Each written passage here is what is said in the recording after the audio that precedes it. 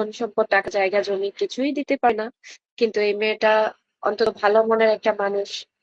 অন্তত ভালোবাসা দিতে পারবে। দিন শেষে তার পরিবারকে নিজের পরিবার ভেবে, যেহেতু সে পরিবারের আদর পায়নি, সে পরিবারের ভালোবাসা থেকে বঞ্চিত হয়েছে।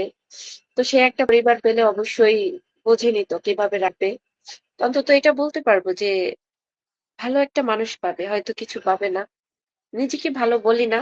সেই হয়তো বুঝতে পারবে। তো আমার সবকিছু জেনে যে আমাকে অ্যাকসেপ্ট করবে আমি তাকেই চাই।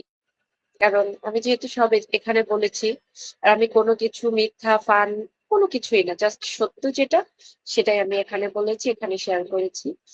তো এরকম কেউ যদি আমার বৃত্তান্ত জীবন কাহিনী সবকিছু শুনে যদি আমাকে নিতে চায় যে তার কিছুই চায় না, শুধু তাকে নিয়ে বেঁচে থাকতে চায়, ওকে ফাইন। আমি চলে যাব তার কাছে।